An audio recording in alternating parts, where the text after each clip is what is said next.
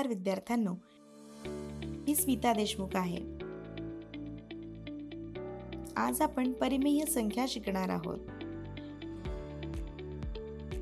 मुलांनो, आपण आपल्या मागील वर्गात शिकलेल्या विविध प्रकारच्या संख्या आठवूया.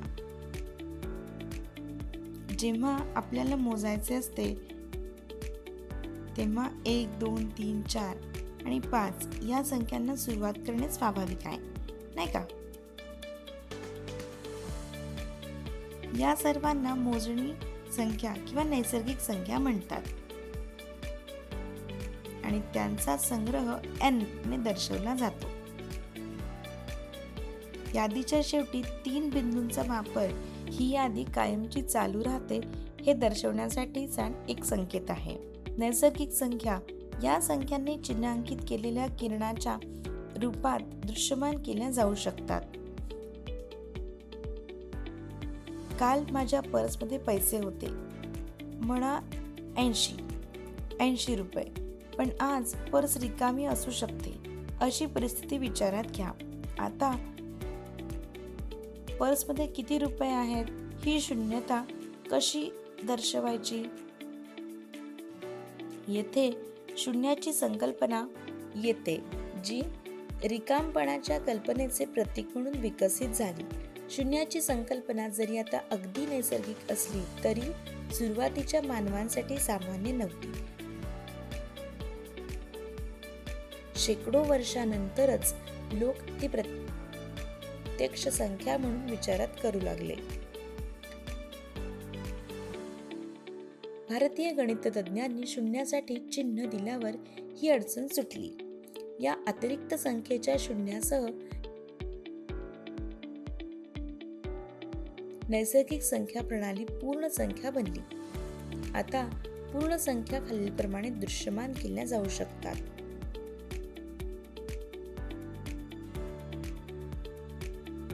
पूर्णांक संख्यांची प्रणाली W ने दर्शवली जाते. सर्व समस्या सोडवण्यासाठी शून्य देखील पुरेसे नव्हते. विचार करा, जेव्हा 4, 6 मधील काढून टाकले जाते तेव्हा काय होते? 9 पर्यंत एक संख्या रेषा काढा, त्यावर बिंदूने 6 चिन्हांकित करा.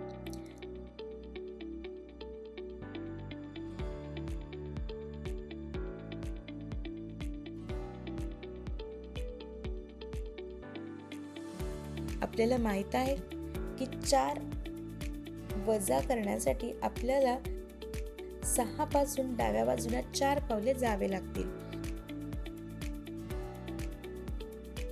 आपण 2 वर पोहोचू आणि म्हणून उत्तर 2 असेल. परंतु जर आपल्याला 4 मधून 6 वजा करायचे असेल तर काय होईल? या परिस्थितीत मानवांना ऋण संख्यांची आवश्यकता होती आणि निर्माण केली. पण संख्या ऋण कशी असू शकते? सोपी. त्यांना शून्यापेक्षा कमी संख्या म्हणून विचार करा. ऋण पूर्णांकांना पूर्णांकासह समाविष्ट केल्यास आपल्याला पूर्णांक मिळतात. आपल्याला पूर्णांक म्हणतात. पूर्णांकामध्ये शून्य, नैसर्गिक संख्या आणि नैसर्गिक संख्यांचे ऋण असतात आणि त्यात संख्यांची यादी असते जी अंत नसताना दोन्ही दिशेने पसरतात. पूर्णांकांचा संपूर्ण संग्रह Z ने दर्शवला जातो.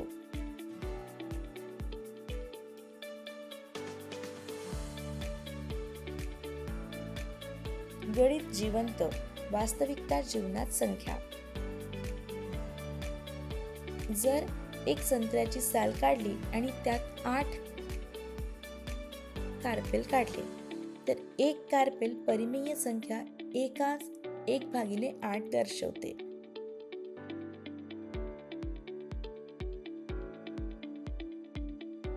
भूमितीमधून पायथागोरस प्रमेय वापरून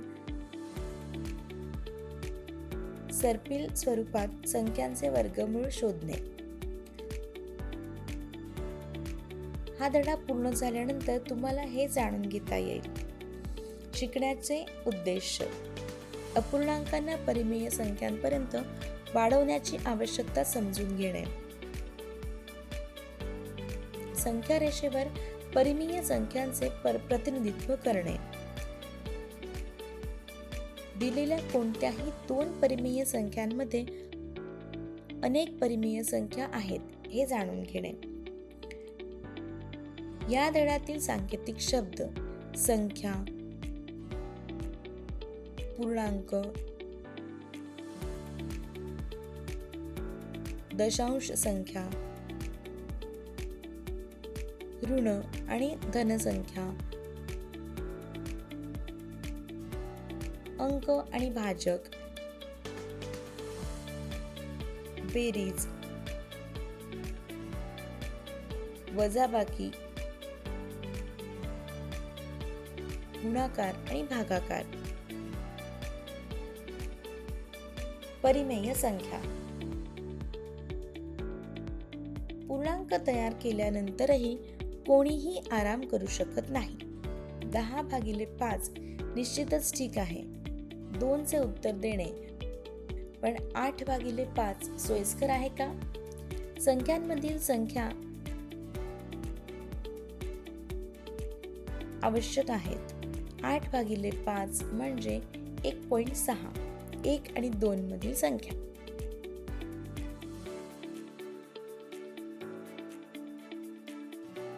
पण -3/4 कुठे आहे?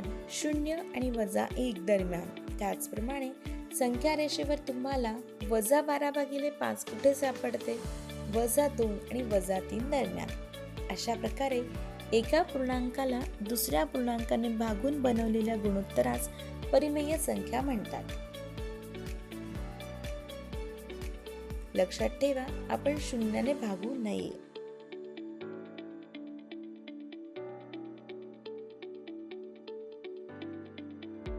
औपचारिकपणे सांगायचे तर परिमेय संख्या ही a/b च्या पूर्णांक गुणोत्तरची संख्या असते, जिथे a आणि b पूर्णांक असतात आणि b बरोबर नसते शून्याच्या. सर्व परिमेय संख्यांचा संग्रह q ने दर्शवला जातो. ऋण नसलेल्या परिमेय संख्यांना अपूर्णांक म्हणून विचारात घेतले जाऊ शकते. ते दशांश आणि टक्केवारी म्हणून देखील व्यक्त केले जाऊ शकतात. संख्या रेषेवरील परिमेय संख्या. संख्या रेषेवरील परिमेय संख्या शोधणे हे एक महत्त्वाचे कौशल्य आहे. उदाहरणार्थ, संख्या रेषेवरील -3/4 ही संख्या दर्शवताना -3/4 ही संख्या शून्याच्या डावीकडे आणि ती 0 आणि -1 च्या दरम्यान आहे. हे दर्शवण्यासाठी शून्याच्या डावीकडे आणि ती 0 आणि -1 च्या दरम्यान आहे हे दर्शवले जाईल. आपल्याला माहित आहे की 1 आणि -1 हे पूर्णांक 0 पासून समान अंतरावर आहेत आणि 2 आणि -2, 3 आणि -3 ही संख्या 0 पासून समान अंतरावर आहेत. परिमेय संख्यांसाठी देखील ही संकल्पना समान आहे.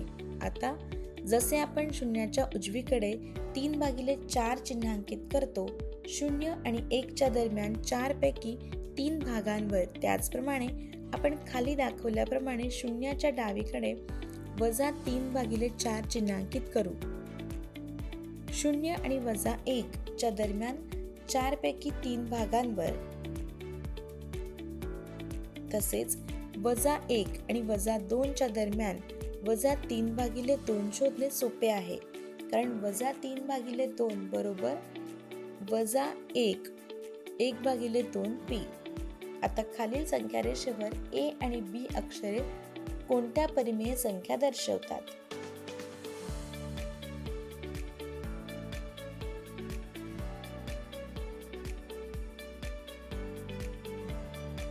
आता तुम्ही वर दाखवल्याप्रमाणे संख्या रेषेवर a आणि b ने चिन्हांकित केलेले परिमेय संख्या सहजपणे म्हणू शकाल, नाही का? येथे a ही परिमेय संख्या -4 4/7 कंसामध्ये -32/7 दर्शवते आणि बी ही परिमेय संख्या 3/5 कंसामध्ये 18/5 दर्शवते. परिमेय संख्येचे दशांश प्रतिनिधित्व. परिमेय संख्या नेहमीच्या अपूर्णांक स्वरूपात न दाखवता दशांश स्वरूपात चांगल्या प्रकारे दर्शवता येते. बी बरोबर नाही शून्याच्या स्वरूपात परिमेय संख्या दिल्यास अंश ए ला भाजक बी ने भागाकार करा आणि आपण पाहू शकतो की ती समाप्ती किंवा असमाप्ती आवर्ती दशांश म्हणून व्यक्त केली जाऊ शकते. उदाहरण, खालील परिमेय संख्यांचे दशांश रूप लिहा. 1 1/4, 2 1 3/20. उपाय. 1/4 बरोबर 25/100 बरोबर 0.25.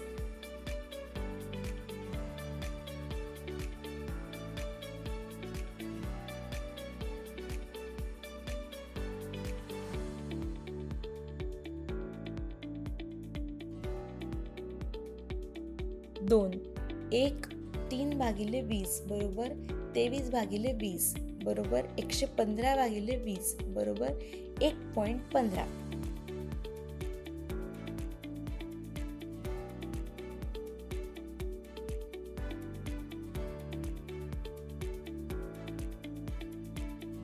धन आणि ऋण परिमेय संख्या. परिमेय संख्यांचे वर्गीकरण धन आणि ऋण परिमेय संख्या म्हणून केले जाऊ शकते. जर परिमेय संख्येचे प्रतिनिधित्व करणाऱ्या अपूर्णांकांचा अंश आणि छेद दोन्ही समान चिन्हांचे असतील तर परिमेय संख्या धन असते. उदाहरणार्थ 3/4 -11/-6 इत्यादी संख्या धन परिमेय संख्या असतात. जर परिमेय संख्येचे प्रतिनिधित्व करणाऱ्या अपूर्णांकांचा अंश किंवा छेद ऋण असेल तर परिमेय संख्या ऋण असते.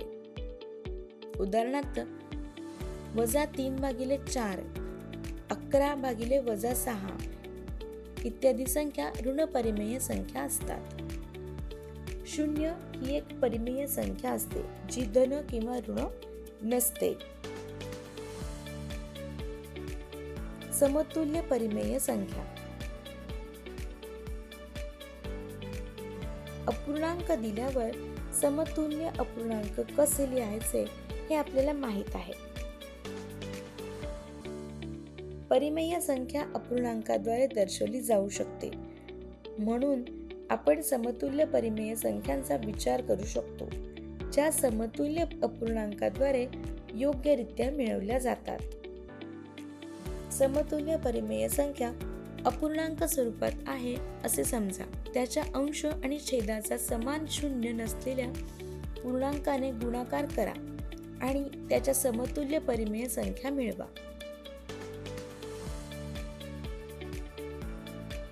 उदाहरण 1.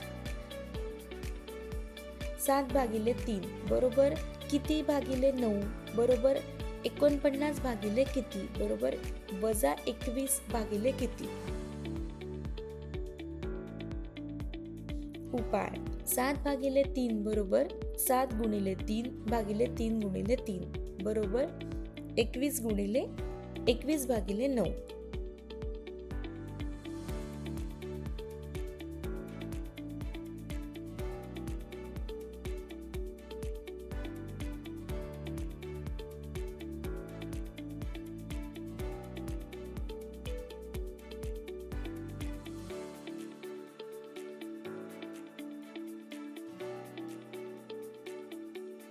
सात भागिले 3 बरोबर 7 गुणिले 7 भागिले 3 गुणिले 3.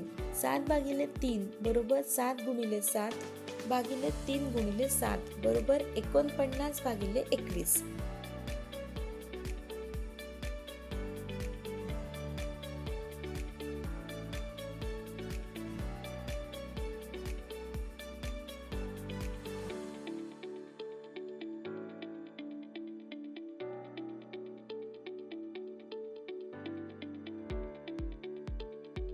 7/3 बरोबर 7 गुणिले कंसामध्ये -3 भागिले 3 गुणिले -3 बरोबर -21 -9.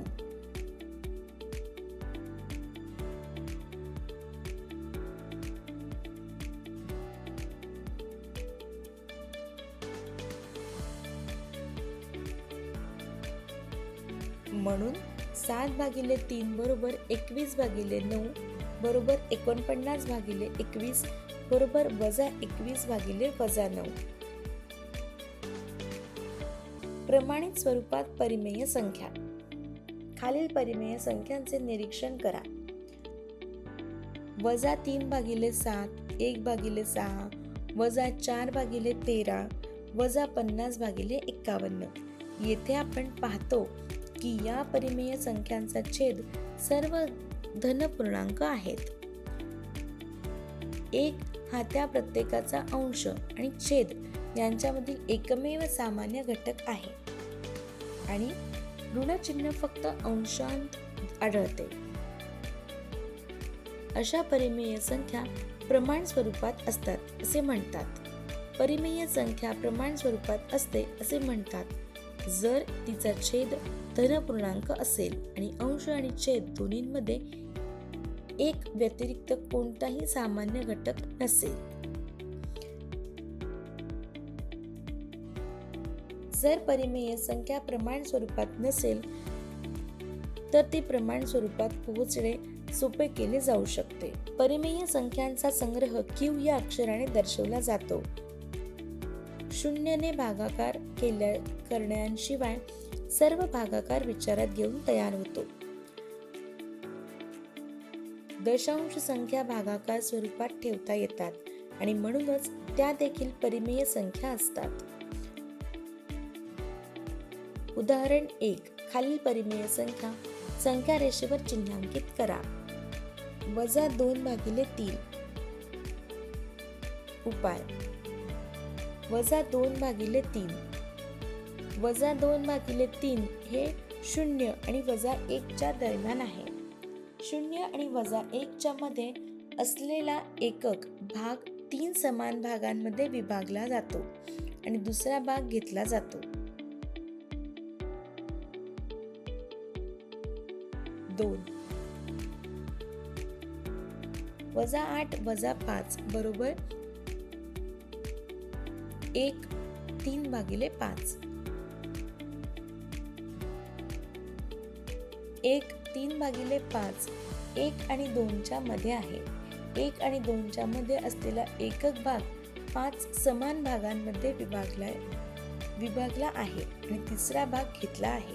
दिलेल्या कोणत्याही 2 परिमेय संख्यांमधील परिमेय संख्या 4 आणि 10 च्या पूर्णांकांचा विचार करा. त्यांच्यामध्ये 5, 6, 7, 8 आणि 9 गडद बिंदूमध्ये दाखवलेले असे 5 पूर्णांक आपण शोधू शकतो, नाही का?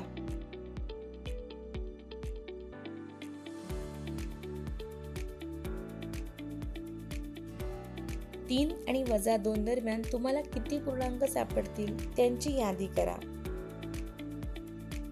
-5 आणि -4 दरम्यान काही पूर्णांक आहेत का? नाही उत्तर आहे.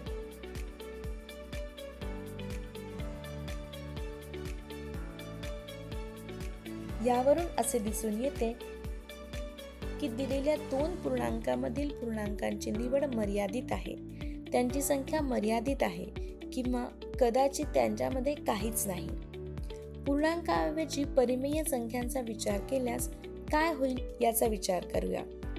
आपण पाहू की कोणत्याही 2 परिमेय संख्यांमध्ये अनेक परिमेय संख्या असू शकतात. कोणत्याही 2 परिमेय संख्यांमध्ये अधिक परिमेय संख्या शोधण्यासाठी कमीत कमी 2 पद्धती आहेत. सरासरी पद्धत. आपल्याला माहित आहे की कोणत्याही 2 संख्यांची सरासरी नेहमीच त्यांच्या मध्यभागी असते.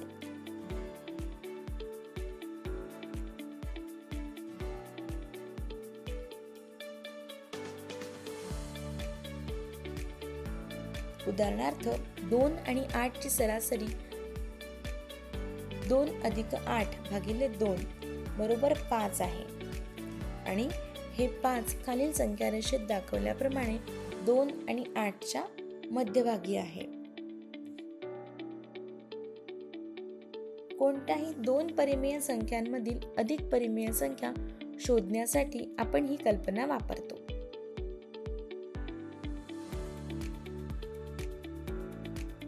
समतुल्य परिमेय संख्यांची पद्धत. कोणत्याही 2 परिमेय संख्यांमधील अधिक परिमेय संख्या मिळवण्यासाठी आपण समतुल्य अपूर्णांकांची कल्पना वापरू शकतो. हे खालील चित्रात स्पष्टपणे स्पष्ट केले आहे. स्पष्टीकरण.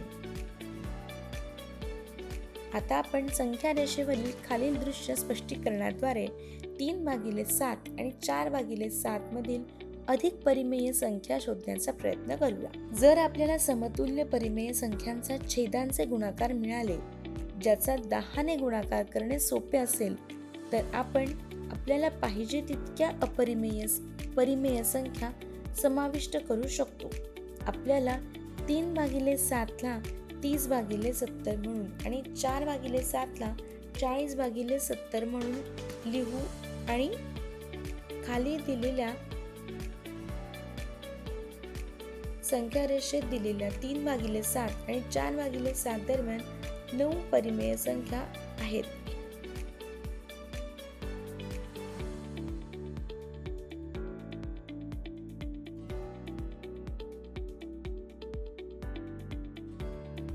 हे पाहू.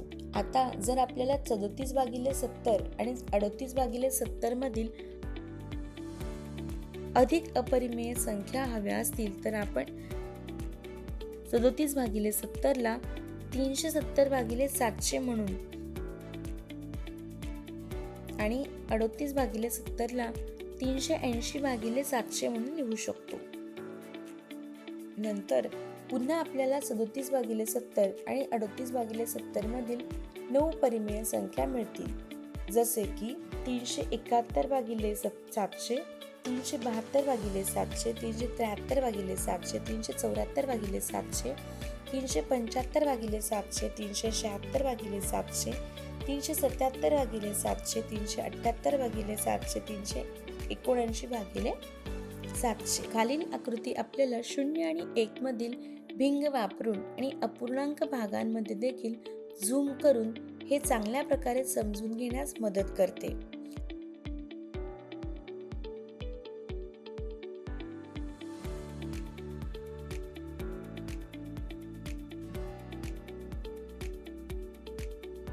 अशा प्रकारे आपण पाहू शकतो की दिलेल्या कोणत्याही 2 परिमेय संख्यांमध्ये अमर्यादित परिमेय संख्या आहेत. लक्षात ठेवण्यासारखे मुद्दे. ज्या संख्येला a/b या स्वरूपात व्यक्त करता येते, जिथे a आणि b पूर्णांक असतात आणि b बरोबर 0, b बरोबर नसते 0 असते, तिला परिमेय संख्या म्हणतात. सर्व नैसर्गिक संख्या पूर्णांक आणि अपूर्णांक हे परिमेय संख्या असतात. प्रत्येक परिमेय संख्या रेषेवर दर्शवता येते. 0 ही धन किंवा ऋण परिमेय संख्या नाही.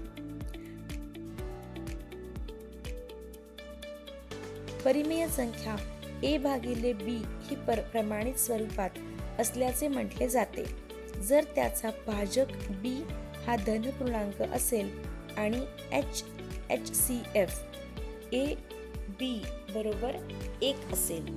2 परिमेय संख्यांमध्ये अमर्यादित परिमेय संख्या असतात.